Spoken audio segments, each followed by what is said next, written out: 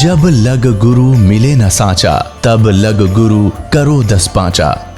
क्या गुरु बदल सकते हैं? क्या गुरु बदलने से पाप लगता है? अध्यात्म के इस मैदान में आखिर सही गुरु कौन है? गीता जी में वर्णित तत्वदर्शी संत कौन है? इन सभी प्रश्नों के उत्तर जानने के लिए अवश्य सुनिए जगत गुरु तत्वदर्शी संत रामपाल जी महाराज के मंगल प्रवचन। सतगुरुदेव की जय। बंदी छोड़ कबीर परमेश्वर जी की जय। बंदी छोड़ गरीबदास जी महाराज जी की जय। स्वामी रामदेवानंद जी गुरु महाराज जी की जय। सत साहिब गरीब नमो नमो सतपुरुष को नमस्कार गुरु की नहीं। सुर नर मुनि जन साधुआं संतों सर्वस दी नहीं। सतगुरु साहेब संत सब डंडो तुम प्रणाम। आगे पीछे मध्य हुए तिनको जहाँ कुर्बान। नराकार निर्विषम काल जाल भयभंजनम। निर्लेपम निज निर्गुणम अकल अनुपवेशोन्दनम। सोहम सुरति समाप्तम सकल समाना नीरतलय। उज्ज्वल हिरंबर हरदमम बेपरवाह अथा है। वार पार नहीं मध्यतम। गरीब जो सुमरे सिद्ध होई। गणनायक गलताना करो अनुग्रह सोई। पारस पद परवाना। आदि गणेश मनाऊं। गणनायक देवन देवा। चरण कमल लाऊं। आदंत करूं सेवा। परम शक्ति संगीतम रिद्धि सिद्धि दाता सोई। अवगत गुण अतीतम सत पुरुष निर्मोही। जगदम्बा जगदीशम मंगल रूप मुरारी। तन मन अर्पों शीसम भक्ति मुक्ति भंडारी। सुर नर मुनि जन ध्यावे। ब्रह्मा विष्णु महेशा। शेष शेष मुख गावे। पूजे आदि गणेशा। इंद्र कुबेर सरीखा। वरुण धर्म राय ध्यावे। समर्थ जीवन जी का मन इच्छा फल पावे। 33 कोटि आधारा जावे शेष 88। उतरे भव जल पारा कट है यम की फांसी। 33 कोटि आधारा जावे शेष 88। उतरे भव जल पारा कट है यम की फांसी। कर जोरूं विनती करूं धरूं चरण पर शीस। गुरु जी राम देवानंद जी महाराज ने दियो नाम बख्शीस। कोटि कोटि सिजदा करूं कोटि कोटि प्रणाम। चरण कमल में राखियो मैं बंदी जा मैं गुलाम। कुत्ता हूँ गुरु देव का रामपाल दास का नाम। गले प्रेम की जेवड़ी जाखे चोवा जाऊं। तो करो तो बावड़ू। दूर दूर करो तो जाऊं। जो राखो त्यों ही रहूं। जो देव सखूं। जय इब के सतगुरु मिले। सब दुख आँखों रोए। चरणों ऊपर शीस धरूं। कहूँ जो कहनी हो। कबीर गुरु जी मिलेंगे। पूछेंगे कुशलात। आदि अंत की सब कहूँ अपने दिल की बात। गुरु जी तुम ना भूलियो। चाहे लाख लोग मिल जाई, हमसे तुमको बहुत है, तुमसे हमको नहीं, तुमरे विसारे क्या बने। मैं किसकी शरण में जाऊं, शिव बिरंच मुनि नारदा, तिनके हृदय न समाऊं। अवगुण किए तो बहुत किए, अवगुण किए तो बहुत किए, करत न मानी हार, बावे बंदा बख्श दियो हो, बावे गर्दन उतार। अवगुण मेरे बाप जी, बख्शो गरीब नवाज, जो मैं पूत कपूत हूँ, बहुर पिता को लाज। मैं अपराधी जन्म का, नक से कबरे विकार, तुम दाता दुख भंजना, मेरी करो सबर। सूरत करो मम साइया, हम हैं भव जल माही, आप ही बह जाएंगे जो तुम न पकड़ोगे बाँ। ए बंदी छोड़ दयाल जी, तुम तक हमारी दौड़े, जैसे काग जहाज को सूझत और न ठोर।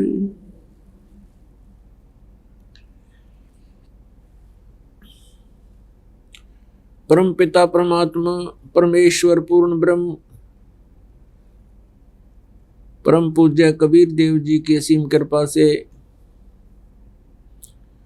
आप जी को यह सत्संग सुनने को उपलब्ध हो रहा है।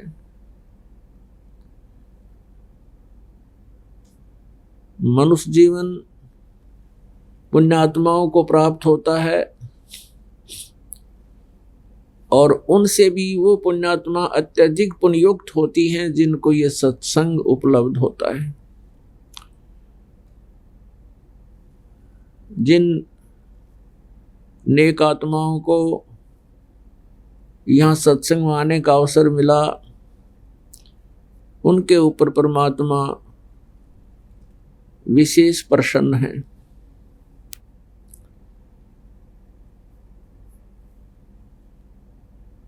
सत्संग से हमें ज्ञान होता है कि हम कौन हैं, कहाँ से आए हैं, हमारा यहाँ जन्म लेने का क्या उद्देश्य था। जब तक हम सत्संग में नहीं आते हैं, संतों के विचार नहीं सुनते हैं, तब तक हम अपने उस दैनिक कार्य को जो हम करते और देखते आए, उसी को अपने जीवन का अंतिम लक्ष्य मानकर हम जी रहे होते हैं। जिस समय हमें ये सत्संग प्राप्त होता है, तब हमें ज्ञान होता है कि हम इस संसार में किस कारण से आए। आजीवन हम अपने परिवार पोषण के लिए और यहाँ के मकान कोठी आदि बनाने में अपना सारा जीवन लगाते हैं और अंत में ये हमारे नहीं होते, हम छोड़कर चले जाते हैं। ये सोच करके हमारे बच्चे इसमें रहेंगे, हमारे जो आने वाले वंशज जो हमारे वो यहाँ रहेंगे, लेकिन वो भी धीरे धीरे इसको छोड़कर चले जाते हैं। और फिर आगे जाकर के हमारे साथ क्या बनता है, केवल उसी प्रक्रिया में जो हम जीवन जी जाते हैं। कबीर हरि के नाम बिना ये नार कूतिया हो, गली गली भौंकत फिरे, टूक न डाले कोई। कबीर हरि के नाम बिना राजा रसब होवे, माटी लदे कुमार के घास न डाले कोई।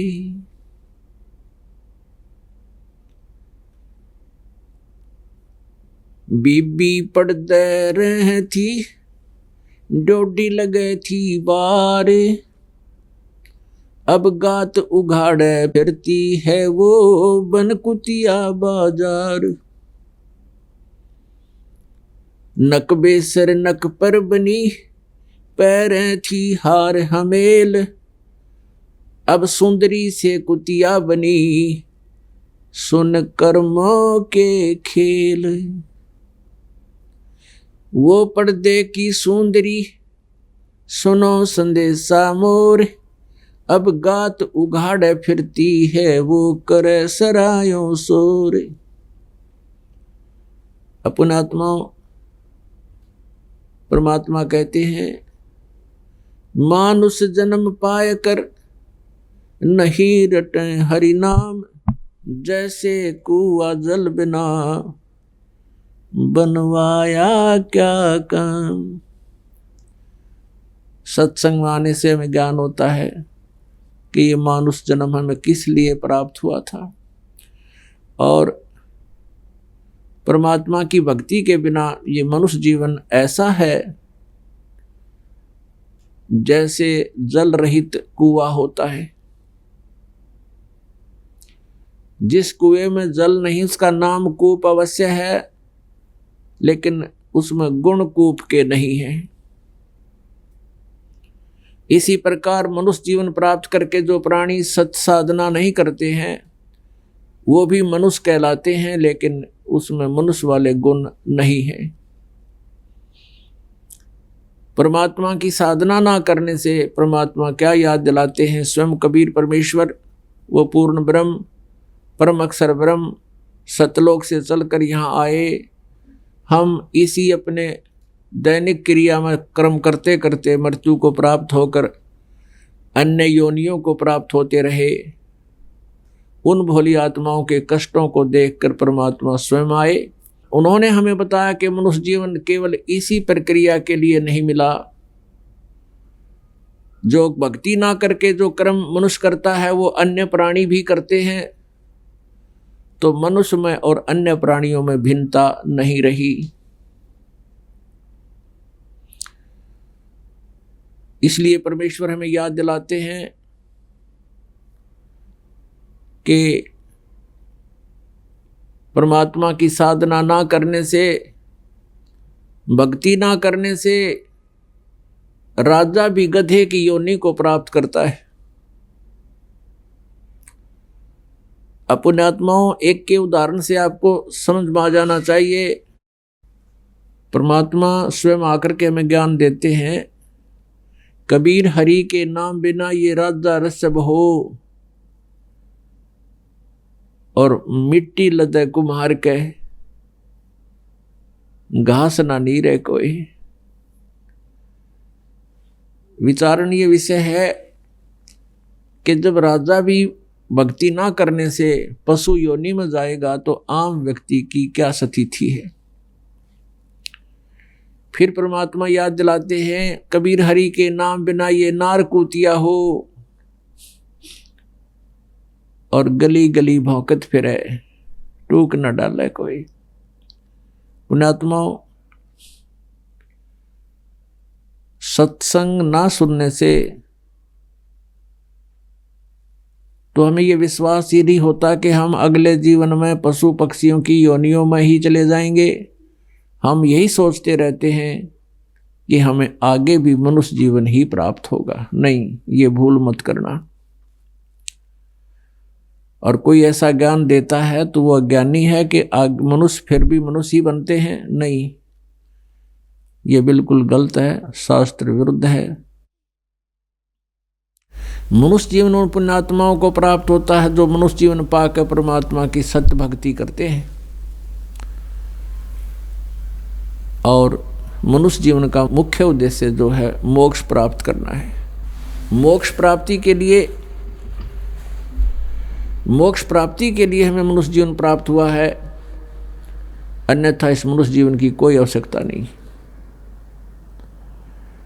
इस मनुष्य जीवन के अंदर प्राणी अन्य प्राणियों से भी ज्यादा दुखी होता है। अन्य प्राणी तो अपना चारा चरा बैठ गए और ये रात को भी टेंशन में रहता है।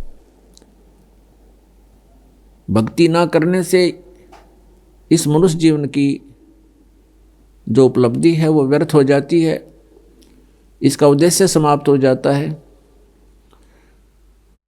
परमात्मा की साधना ना करने से प्राणी के ऊपर क्या आपदाएं आती हैं।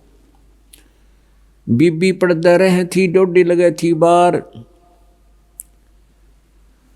अब वो गात उगाड़े फिरती हैं बनकुतिया बाजार।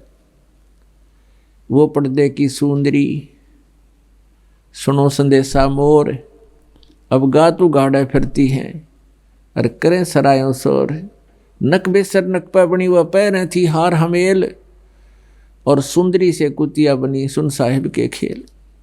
जो राजा की रानियां, जिनको हम उच्च घराने की औरतें मानते हैं कि वो इज्जतदार घरों की बेटियां हैं, घरों से बाहर नहीं आती हैं, पर्दों के अंदर रहती हैं। परमात्मा कहते हैं पिछले पुण्य कर्मों से अब वो जो पर्दे में रहती थी और अपने आप को इज्जतदार घरों की बहन बेटियां मानती थी, वो उस लोक लाज के कारण संतों के पास नहीं जा पाई। सत्संग ना सुनने से उनको अपने मूल उद्देश्य का ज्ञान ना हुआ, और वो पिछले पुण्यकर्मी प्राणी थे, जिन कारण से कोई अच्छे धनाढ्य घर में उत्पन्न हुआ, कोई राजा के घर या कोई उच्च अधिकारी के घर, वहाँ उसका जन्म और संबंध हुआ। तो पिछले पुण्य जब तक उसके चले तो वो खूब ठाठ से रहे,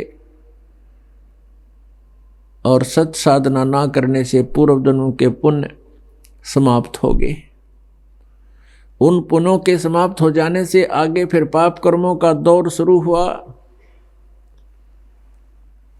उन पाप कर्मों के कारण फिर वो प्राणी, वो बहन बेटियां जो पर्दों में रहा करती थी, फिर निवस्त्र नगन फिर रही हैं कुतिया बनकर। और अब उनको आहार क्या मिलता है? पहले वो क्या खाती थी? काजू किशमिश युक्त हलवे खीर खाया करती थी। और एक भक्ति ना करने से, परमात्मा की साधना ना करने से उनको क्या मिला?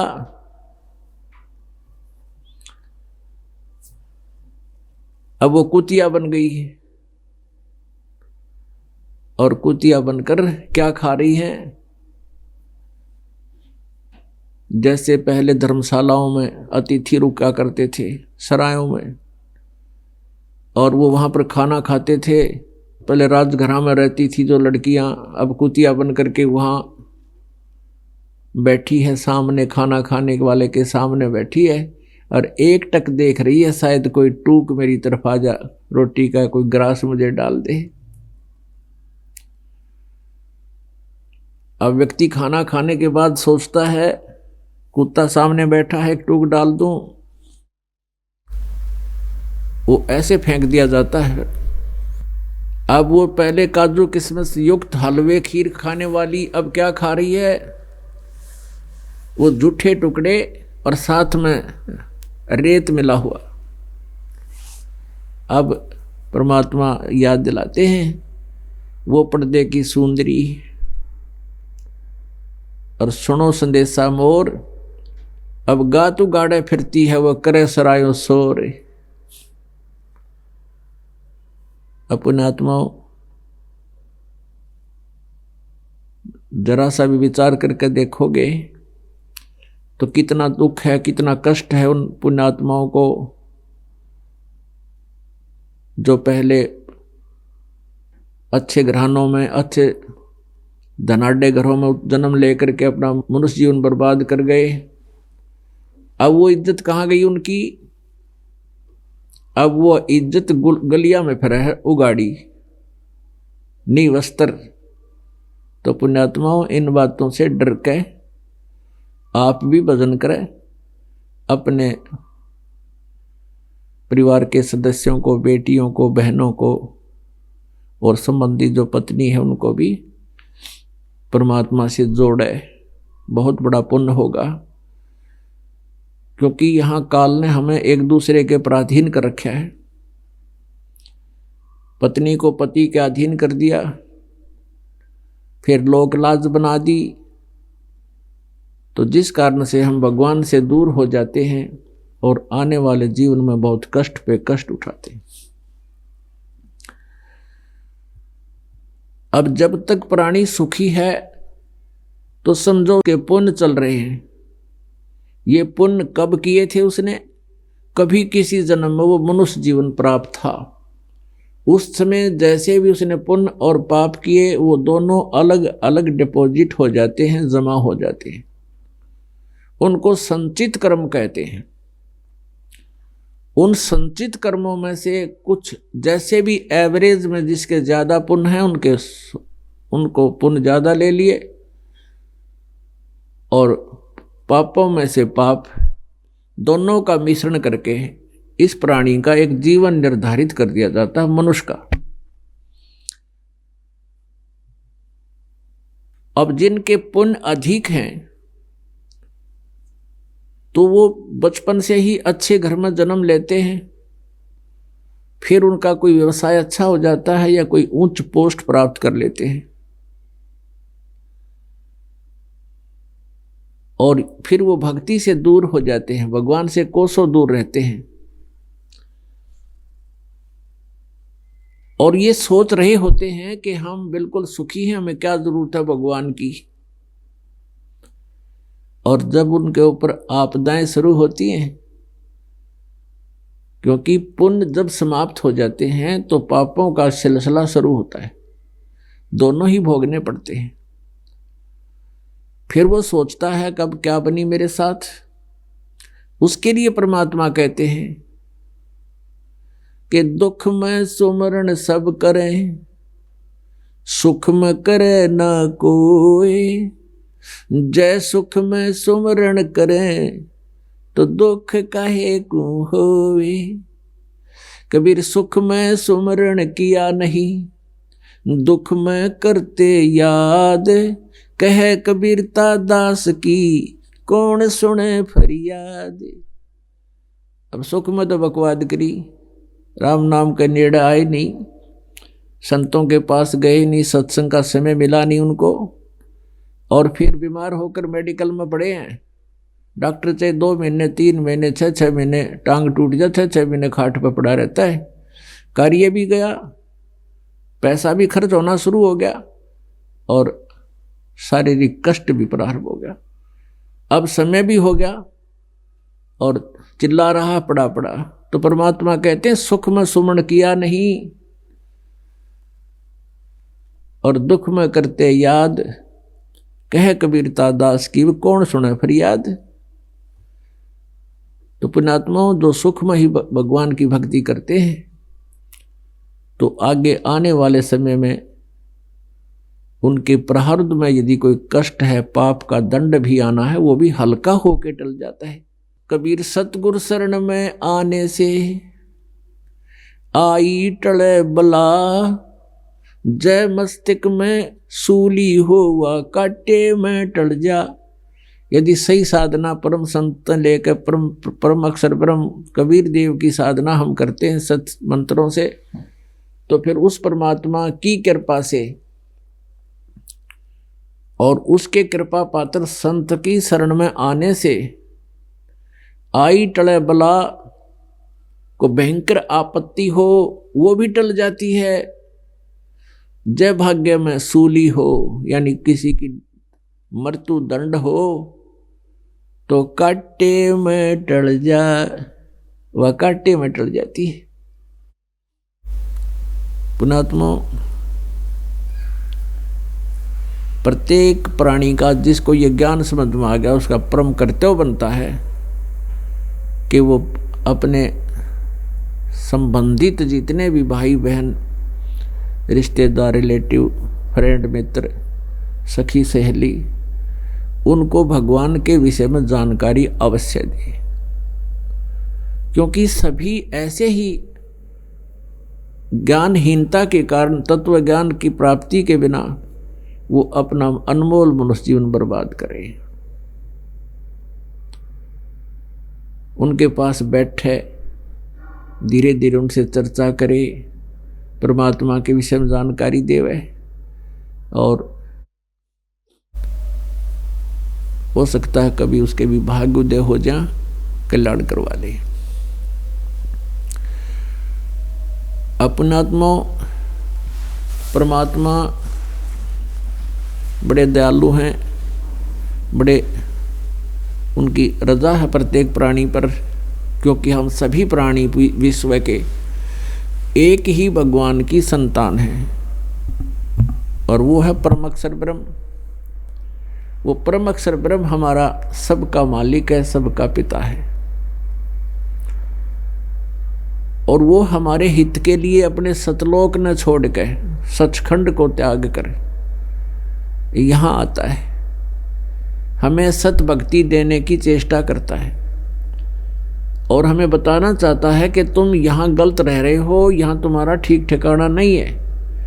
आज तुम संपत्ति को अपना मान रहे हो, आज आप संतान को अपना मान रहे हो, ये तुम्हारे धोखा है, भूल लगी है। आज आपकी मृत्यु हो जाती है, ना आपका परिवार है, ना आपकी संपत्ति है, तो ये आपका है कैसे? आपके ऊपर काल ने इतना प्रभाव डाल दिया कि जैसे किसी ने नशा कर रखा हो, तो वो कहीं भी रहे उस पर उसको कोई दुख नहीं होता। कष्ट तो हो रहा है, लेकिन वो महसूस नहीं कर रहा कि मैं सचमुच या गंध में पड़ा हूँ। जैसे कोई शराब पी के और बाहर गंद स्थान पर पड़ा है, कुर्डियों पर पड़ा है, गली में पड़ा है, और उसको कोई उठाने की भी चेष्टा करता है कि तू उठ ले भाई, यहाँ गलत पड़ा है, तो वो कहता है छोड़ दे, मौज हो रही है। तो वो मौज है, उसने मौज है, वो गंद में पड़ा है। तो ऐसे ही हम इस काल के लोक में ऐसे नशे में, गंद में पड़े हैं। कैसे? परमात्मा कबीर जी कहते हैं कि कबीर ये माया अटपटी और सब गट आन अड़ी, किस किस न समझाऊं या कुएं भांग पड़ी। इस काल के ने अपने ब्रह्मांड रूपी कुएं में और बगैर तोल की, बगैर हिसाब की भांग गोट कर डाल रखी है माया की। और त्रिगुणमयी माया, रजगुण ब्रह्मा, सतगुण विष्णु, तमगुण शिव जी के अंदर से निकल रही जो तरंगे हैं, वो रेंज है, उनके अंदर से निकल रही जो उनकी लपटें हैं तीनों गुणों की, ये हमारे ऊपर हमें प्रभावित कर रही हैं। जैसे रसोई के अंदर छौंक लगता है मिर्चों का, और दूसरे कक्ष में, दूसरे रूम में बैठे हुए व्यक्तियों को भी छींकें आती हैं। अब मूल वस्तु तो है रसोई में, और उसने जो प्रभाव कहाँ तक कर दिया, दूसरे कक्षों में बैठे हुए व्यक्तियों को भी छींकें आ रही हैं। अब उनको छींकें आना, वो रोकना उनके बस की बात नहीं। ऐसे ही ये तीनों भगवान ऊपर रहते हैं अपनी राजधानियों में, शिवलोक में शिव जी, और विष्णु लोक में विष्णु जी, और ब्रह्मा लोक में ब्रह्मा जी।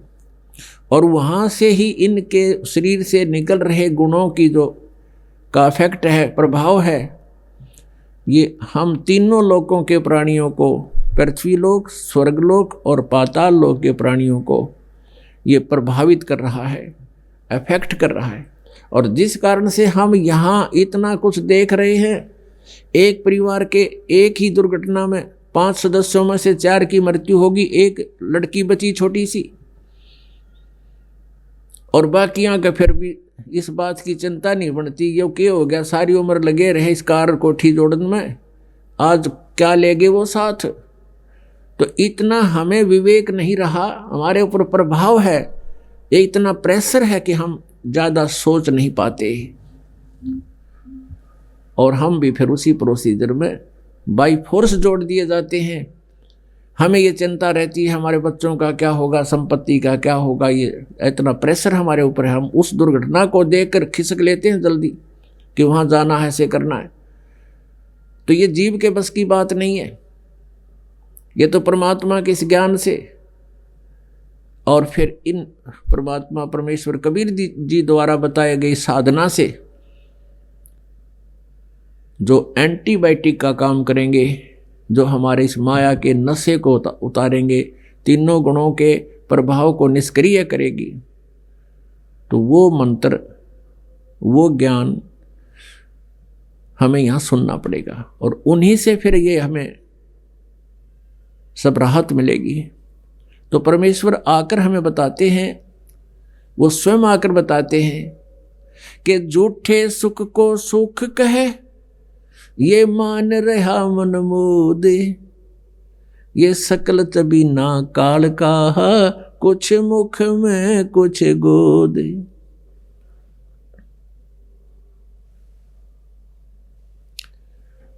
परमात्मा हमें याद दिलाते हैं कि ये सब, इस झूठे सुख को तुम सुख मान बैठे हो, इसको तुम सुख मान रहे हो, सुख नहीं है, ये तो तुम्हारी जंजीर है जो दिन से तुम्हें बांध रखा है। इन जंजीरों को तुम नहीं तोड़ सकते। कर्मों के बंधन से, कर्मों के बंधन रूपी जंजीर हमारे यहाँ बांध रखी है, बेड़ियां डाल रखी है। तो इन बेड़ियों को कबीर परमेश्वर ही काट सकता है। कर्मों के बंधन को, कर्मों के दंड को वो पूर्ण परमात्मा कबीर जी ही हमें इनसे मुक्त करा सकता है। वो बंदी छोड़ कहलाते हैं। हम काल की कैद में बंदी बने हुए हैं और बंदी को केवल इस काल के रूप में, लोक में फंसे हुओं को केवल कबीर परमेश्वर वो बंदी छोड़ है। वो हमें यहाँ से छुड़वा के कर्मों के हिसाब किताब को पैरेलल करके समांतर कर देगा, माइनस कर देगा और फिर सतलोक ले जाएगा। क्योंकि हमारे संचित कर्म बहुत घने हैं। यहाँ पुण्य और पाप दोनों ही अलग अलग जमा होते हैं प्राणी के। और पुण्य के प्रभाव से स्वर्ग मिलता है, स्वर्ग में देवपद प्राप्त हो जाता है। जब आपके पुण्य अक्षीण हो जाते हैं उसके बाद फिर आपको 84 लाख योनियों में पाप भोगने के लिए भेजा जाता है, नरक में भी जाना पड़ता है। और जब एक पूरा राउंड 84 लाख योनियों का लग जाता है तब कुछ पुण्य शेष रख लिए जाते हैं। वो नेक्स्ट जीवन में आपको एक मनुष्य जीवन टर्न वाइज फिर मिल जाता है। और उस मनुष्य जीवन में यदि कोई संत नहीं मिला, सत भक्ति नहीं की, तो बैटरी चार्ज हो को नहीं, और बैटरी चार्ज नहीं होगी यानी पुण्य संग्रहित नहीं होंगे, तो फिर 84 लाख योनियों में तुरंत चला जाएगा।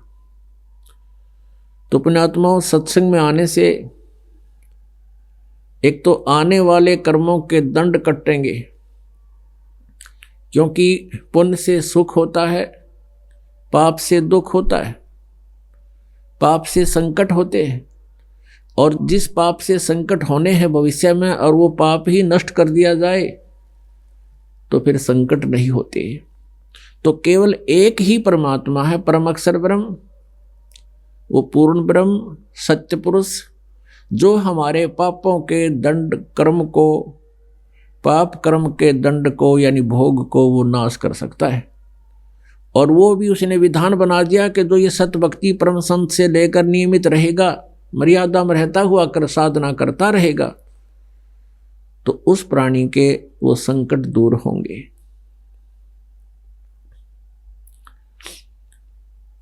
अब प्रत्येक प्राणी अपने अपने कर्मानुसार अपने कर्म भोग रहा है।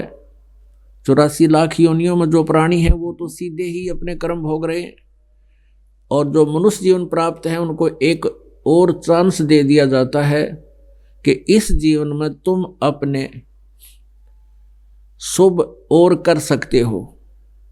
यहां शुभ तो करने से होंगे, अशुभ अपने आप हो जाते हैं। इस काल के लोक का यू ऐसा क्षेत्र है जैसे खेत में किसान जीवन दाता अन्न उत्पन्न करने के लिए कितनी मेहनत करता है और साथ में खाद के, बीज के, फसल को यानी जमीन को संवारने के वो कितना पैसे लगाता है, कितना व्यय करता है, और इतना व्यय करके, इतना परिश्रम करके फिर उसको वो अन्न प्राप्त होता है। और उसी जमीन को ना उसमें गुड़ाई करे, ना हल जोते और कुछ ना बोए, तो भी उसमें अड़ंगा उत्पन्न हो जाता, कबाड़, खरपतवार। तो ऐसे ही पुण्यात्माओं, इस मनुष्य जीवन रूपी, इस शरीर रूपी क्षेत्र में, इस जमीन में, इस जीवन में, इस काल के इस क्षेत्र में यही व्यवस्था है। यदि आपने शुभ करने पड़ हैं तो शुभ करने के लिए तो आप जी ने धर्म पुण्य संतों का सत्संग सुनने के लिए समय भी लगाना पड़ेगा और धर्म पुण्य के लिए पैसे भी व्यय करने पड़ेंगे और तब जा करके आपके शुभ बनेंगे। और अशुभ करण की आवश्यकता नहीं, आप ही बन जाते हैं। पृथ्वी ऊपर पग जो धारे, करोड़ जीव एक दिन में मारे। पृथ्वी के ऊपर आप जाते हो काम बस या अपना कोई सैर सपट्टा करते हो, कहते करोड़ों प्राणियों को मारकर पैरों के द्वारा तब आप विश्राम करते हो। और फिर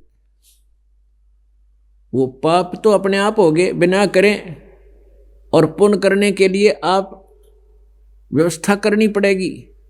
और जो व्यवस्था पुण्य करने की आपने अपना रखी थी वो शास्त्र विरुद्ध थी, शास्त्र विधि रहित थी, और जिससे आपके पुण्य तो बन नहीं रहे थे और पाप ही पाप बने थे।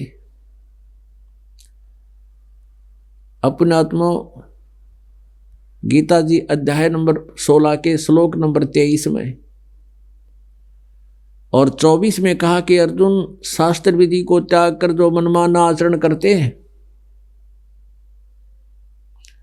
उनको न तो सुख होता है और न उनकी कोई गति होती है और न ही उनको कोई सिद्धि प्राप्त होती है, अर्थात यूजलेस, व्यर्थ। 24वें श्लोक में तुरंत कहा कि अर्जुन, इससे तेरे लिए कर्तव्य और अकर्तव्य की व्यवस्था में शास्त्र ही प्रमाण है। और शास्त्र विधि से साधना करना, यानी जो काम करने चाहिए भक्ति मार्ग के और जो ना करने चाहिए तो उनके लिए आप शास्त्रों को ही आधार बनाना। किसी व्यक्ति विशेष के कहने तय, किसी संत के कहने से उन बातों को स्वीकार ना करना जो शास्त्र विरुद्ध हो। तो पुण्यात्मा, आप जो साधनाएं करते थे वो शास्त्र विरुद्ध थी। उनसे मनुष्य जीवन के मनुष्य के को जीवन जो आपको प्राप्त हुआ इसका उद्देश्य सफल नहीं होता। अब एक और नियम है प्रभु का कि जैसे कर्म करेगा जीव वैसा ही उसको प्राप्त होगा। तो जैसे आप जी शास्त्र विधि त्याग का मनमानी जो करते हो तो धर्म पुण्य लाभ उनको भी आपको मिलेगा, लेकिन वो व्यर्थ होगा, क्योंकि ये विधान है कि जैसे कर्म करेगा वो मिलेगा ही मिलेगा।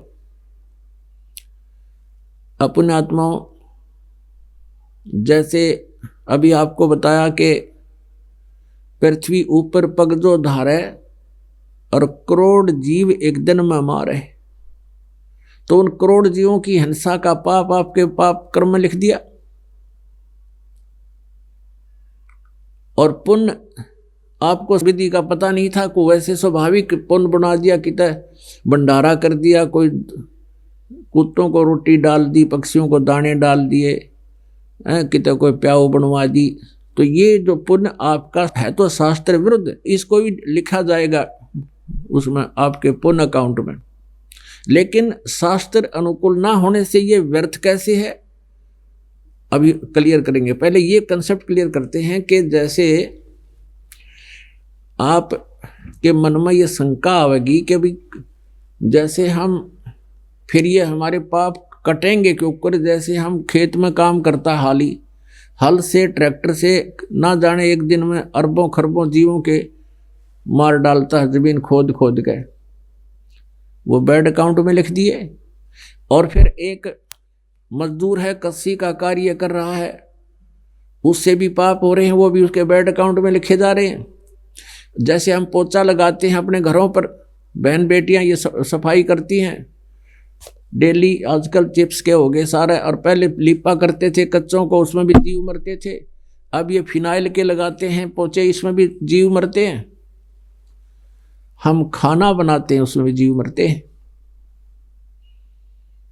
हम खाना खाते, उसमें भी जीव मरते हैं।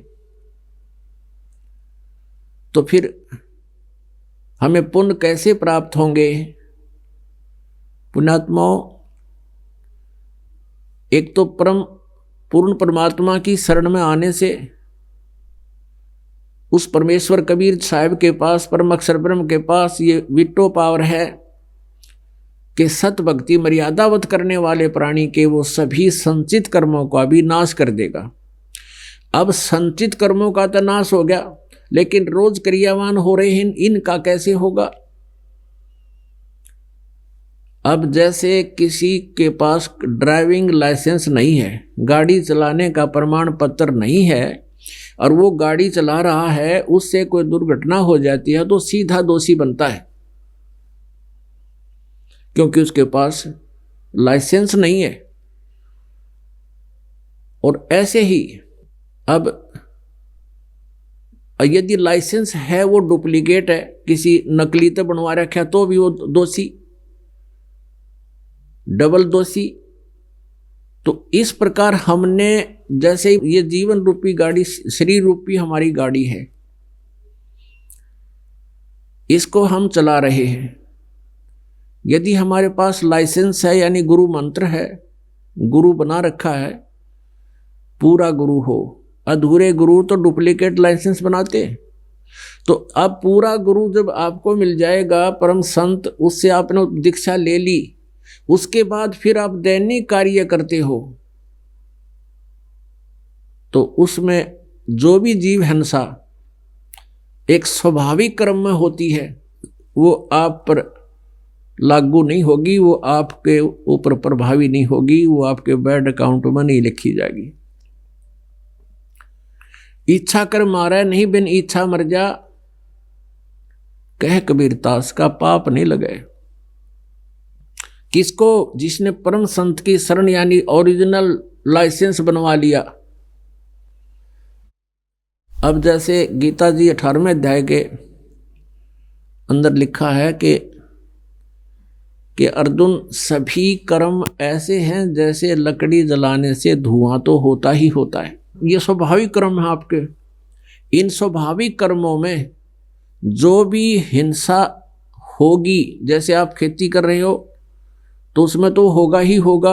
आपका उद्देश्य उनको मारना नहीं है, आपकी ज़मीन है, आपकी ज़मीन को संवारना है, उसमें अपना अन्न पैदा करना आपका उद्देश्य है, ना कि उन जीवों को मारना।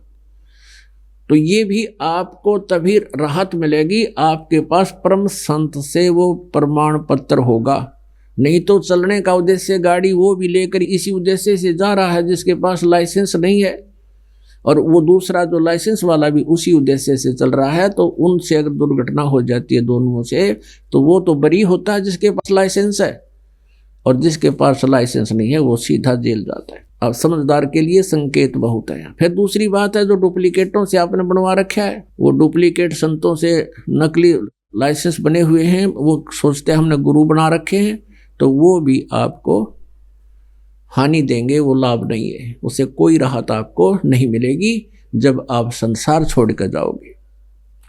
अप्रसंग रहा कि जैसे अब गुरु की पहचान कैसे करें, वो इस सत्संग में आने से, तत्व ज्ञान से पहचान होगी।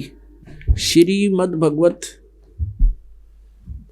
गीता अध्याय नंबर 4 के श्लोक नंबर 34 में कहा कि अर्जुन, वो तत्व ज्ञान जो चौथे अध्याय के 32वें श्लोक में कहा है कि सच्चिदानंद घन ब्रह्म की वाणी में यज्ञ अर्थात धार्मिक अनुष्ठानों की जानकारी बहुत विस्तार के साथ कही गई है। उसके जानने के पश्चात आप सभी कर्मों से मुक्त हो जाओगे। ये है तत्व ज्ञान। सच्चिदानंद घन ब्रह्म की वाणी अनुवादकर्ताओं ने यहाँ गलत कर रखा। गीता जी के अनुवादकर्ताओं ने ब्रह्मणे मुखे शब्द है मूल पाठ में, मूल संस्कृत में, और ब्रह्मणे मुखे का अर्थ इन्होंने कर दिया वेद की वाणी। जबकि 17वें अध्याय के 23वें श्लोक में यही अनुवादकर्ता ब्रह्मणे का अर्थ करते हैं सच्चिदानंद घन ब्रह्म, यानी परम अक्षर ब्रह्म। तो यहां भी ये गलत कर रहे हैं। यहां लिखना था जो सच्चिदानंद घन ब्रह्म ने, यानी परम अक्षर ब्रह्म ने अपने मुख कमल से जो वाणी बोली हैं वो कबीर वाणी है। और उस कबीर वाणी में जो ज्ञान दिया है बहुत विस्तार के साथ दिया है, और कौन सा करना चाहिए कौन सा ना करना चाहिए ये सारा विवेचन दिया है। वो तत्व ज्ञान है। चौथे अध्याय के 32वें श्लोक में श्रीमद् भगवत गीता में कहा है। अनुवादकर्ताओं ने ठीक अनुवाद ना कर सके क्योंकि इनको तत्व ज्ञान नहीं था, आध्यात्मिक ज्ञान नहीं था। इन लोगों को संस्कृत अवश्य जानते थे, थोड़ी बहुत कथाएं भी जानते थे, लेकिन नीम हकीम खतराए जान होता ही है, ऐसा ही इन्होंने हमारे साथ कर दिया। चौथे अध्याय के 32वें श्लोक में जो सच्चिदानंद घन ब्रह्म की वाणी में जो ज्ञान बोला गया है वो तत्व ज्ञान है। और उस तत्व ज्ञान को तू तत्वदर्शी संतों के पास जाकर समझ, उनको दंडवत प्रणाम करने से, कपट छोड़कर उनकी सेवा करने से, विनम्र भाव से प्रसन्न करने से वो तत्वदर्शी संत तुझे उस परमात्म तत्व का ज्ञान कराएंगे। अब तत्वदर्शी संत की पहचान भी गीता जी में बता रखी है। श्रीमद् भगवत गीता अध्याय नंबर 15 के श्लोक नंबर 1 से लेकर 4 में प्रथम मंत्र में कहा कि ऊर्ध्व मूलम अधः शाखम, ऊपर को जड़ और नीचे को तीनों गुण रूपी शाखा वाला ये उल्टा लटका हुआ संसार रूपी वृक्ष समझो, पीपल का वृक्ष समझो। और जो व्यक्ति, जो पुरुष इसके सभी विभागों को, सभी छंद को, विभाग को, टुकड़ों को विस्तार से बतावे, स वेदवित, वो वेद के तात्पर्य को जानने वाला है, अर्थात वो तत्वदर्शी संत है। तो आज से 600 वर्ष पहले लगभग परम अक्षर ब्रह्म, वो कबीर देव, धानक कबीर, जुलाहा कबीर, बनारस में, काशी शहर में यही लीला करने आए थे। वो तत्वदर्शी संत की भूमिका भी स्वयं ही कर गए थे। उस समय परमेश्वर ने अपनी सच्चिदानंद घन ब्रह्म की वाणी में, कबीर वाणी में कहा है, कबीर अक्षर पुरुष एक पेड़ है, निरंजन वा की डार, और तीनों देवा शाखा हैं, ये पात रूप संसार। अक्षर पुरुष एक पेड़ है और ये सर पुरुष वा की डार, और तीनों देवा रजगुण ब्रह्मा सतगुण विष्णु तम गुण शिव जी ये शाखा हैं, और पात रूप संसार। अपने आत्माओं, अभी मूल शेष है। वो जड़ कौन है? वो परम अक्षर ब्रह्म है। गीता जी अध्याय नंबर 8 के मंत्र नंबर 1 में गीता ज्ञान दाता से अर्जुन ने पूछा कि हे प्रभु, आपने जो 7वें अध्याय के 29वें श्लोक में कहा है कि उस तत्ब्रह्म से परिचित और पूरे अध्यात्म ज्ञान से परिचित और सभी कर्मों से परिचित प्राणी केवल जरा और मरण से छुटकारे के लिए ही प्रयत्न करते हैं, उसी लिए साधना करते हैं, और इस संसार की किसी वस्तु की उनको इच्छा नहीं रहती। तो यहाँ पूछा है तो फिर किम तत्परम और किम अध्यात्म और किम कर्म पुरुषोत्तम। तो तत्परम क्या है, अध्यात्म ज्ञान क्या है, और कर्मों का क्या विश्लेषण है, ये मुझे बताइए। तो गीता ज्ञान दाता ने 8वें अध्याय के 3रे श्लोक में कहा है कि वो परम अक्षर ब्रह्म है। तो पुण्यात्माओं, श्रीमद् भगवत गीता अध्याय नंबर 15 के श्लोक नंबर 16 और 17 में 3 पुरुषों की, 3 प्रभुओं की जानकारी है। पुरुष माने प्रभु। अब जो जितना भी अधिपति है उतना ही स्वामी है वो। जैसे एक डिस्ट्रिक्ट का स्वामी डिप्टी कमिश्नर, और एक विभाग का स्वामी जो है एक मंत्री साहब, और एक स्टेट का प्रभु, एक स्टेट का स्वामी मुख्यमंत्री साहब, और एक राष्ट्र का स्वामी प्रधानमंत्री, वो उतना ही प्रभु है। तो ऐसे ही सर्वपुरुष गीता जी अध्याय नंबर 15 के श्लोक नंबर 16 में 2 पुरुषों की जानकारी है, सर्वपुरुष और अक्षर पुरुष। सर्वपुरुष तो ये ज्योति निरंजन काल है, जिसके 21 ब्रह्मांड का स्वामी है, प्रभु है, पुरुष है। और ये अक्षर पुरुष 7 शंख ब्रह्मांड का स्वामी है, ये उनका प्रभु है, पुरुष है। और अक्षर पुरुष ये 7 शंख ब्रह्मांड का स्वामी है, पुरुष है। वो इतना स्वामी है, इतना पुरुष है। और तीसरा जो परम अक्षर ब्रह्म है, परम अक्षर पुरुष है, वो असंख्य ब्रह्मांड का मालिक है, कुल का मालिक है। सर्वपुरुष और अक्षर पुरुष के ऊपर भी उसका आधिपत्य है, उसका वो स्वामी है, मालिक है, कुल का मालिक है। तो यहाँ गीता जी अध्याय नंबर 15 के श्लोक नंबर 16 और 17 में 3 पुरुष बताए। 16वें श्लोक में सर्वपुरुष और अक्षर पुरुष की जानकारी दी है कि इन सर्वपुरुष और अक्षर पुरुष और इनके अंतर्गत जितने प्राणी हैं वो सभी नाशवान हैं, और जीवात्मा तो किसी की मरती ही नहीं। ये तो चैप्टर अलग है, वो तो कुत्ते की बिना मरती, गधे की बिना मरती। फिर 17वें श्लोक में 15वें अध्याय के में तुरंत कहा है कि उत्तम पुरुष है तो अन्य है। उत्तम पुरुष यानी वो श्रेष्ठ प्रभु तो कोई और ही है। इन दोनों से न्यारा है, सर्वपुरुष और अक्षर पुरुष से। और वही तीनों लोकों में प्रवेश करके सबका धारण पोषण करता है, और उसी को परमात्मा कहते हैं, वो भगवान कहलाता है। वही भगवान कहलाता है, वही परमात्मा कहलाता है। तो गीता जी अध्याय नंबर 15 के श्लोक नंबर 1 में ऊपर को जड़ वाला ऊर्ध्व मूलम आदि पुरुष परमेश्वर तो जड़ है, यानी परम अक्षर ब्रह्म कहो, से आदि पुरुष परमेश्वर कहो, दिव्य पुरुष कहो, गीता ज्ञान दाता से अन्य है, वो तो उसकी संसार रूपी वृक्ष की जड़ है, मूल है। और वही तीनों लोकों में प्रवेश करके सबका धारण पोषण करता है, क्योंकि पूरे वृक्ष को जड़ से ही आहार प्राप्त होता है। पूरे वृक्ष का धारण पोषण करने वाला मूल है, वो जड़ है। इसी प्रकार वो परम अक्षर ब्रह्म संसार रूपी वृक्ष की जड़ है, और जो जमीन से, पृथ्वी से बाहर दिखाई देता है उसको पेड़ बोलते हैं। तो यहाँ क्या बताया है कि अक्षर पुरुष एक पेड़ है, वो तना समझो, और सरपुरुष वा की डार, और तीनों देवा शाखा हैं, ये पात रूप संसार। एक बार आपको चित्र दिखाते हैं, ये देखिएगा संसार रूपी वृक्ष का चित्र, 15वें अध्याय का प्रथम मंत्र का आशय, और 16 और 17 का 1 से 4 और 16 और 17 श्लोकों में उसकी जानकारी इस वृक्ष से समझ में आओगी। देखिएगा, ये देखो एक पूरा संसार रूपी वृक्ष समझो इसको। ऊपर तो जड़ है, और ये समझो जमीन से बाहर जो दिखाई देता है इसको पेड़ बोलते हैं। ये जड़ तो परमाक्षर ब्रह्म है, ये परमाक्षर ब्रह्म समझो मूल है, जड़ है।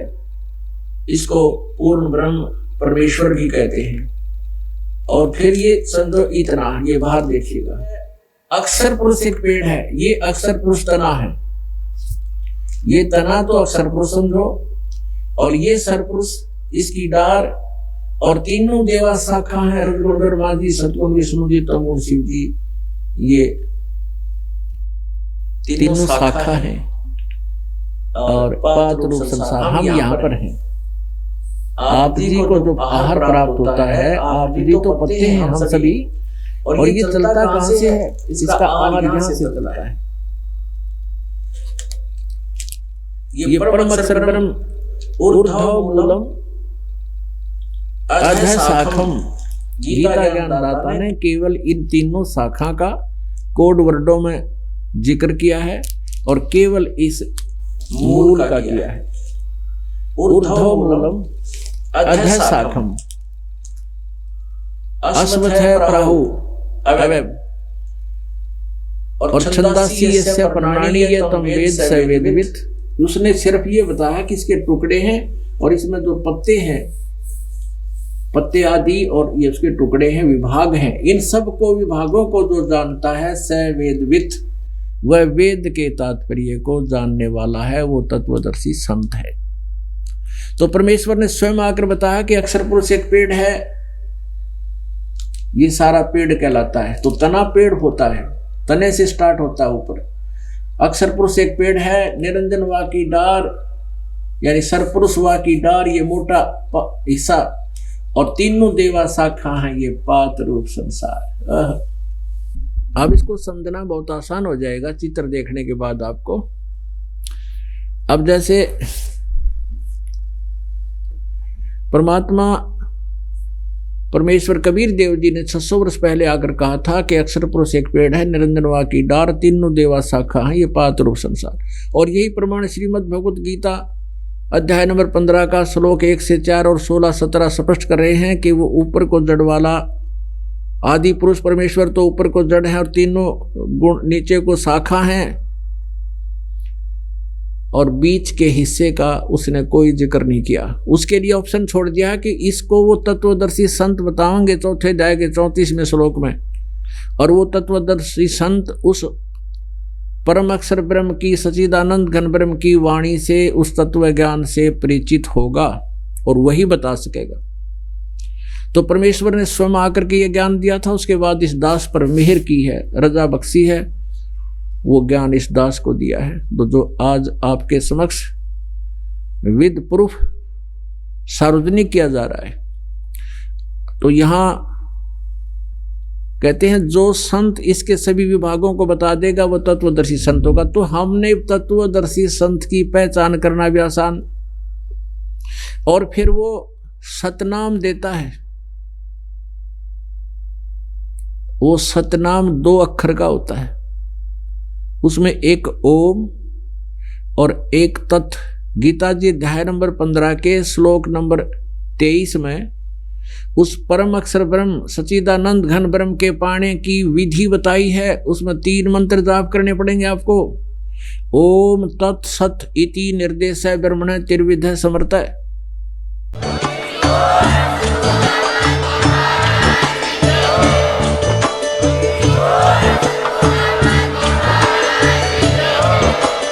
आप सुन रहे थे जगत गुरु तत्वदर्शी संत रामपाल जी महाराज जी के मंगल प्रवचन। अधिक जानकारी के लिए विजिट कीजिए हमारी वेबसाइट www.jagatgururampalji.org। संत रामपाल जी महाराज जी के शुभ आशीर्वाद से पूरे विश्व भर में 500 से भी ज्यादा नाम दीक्षा केंद्र हैं, जिन पर संत रामपाल जी महाराज जी द्वारा ऑनलाइन निःशुल्क नाम दीक्षा दी जा रही है। अपने नजदीकी नाम दीक्षा केंद्र का पता करने के लिए संपर्क करें 8222880541।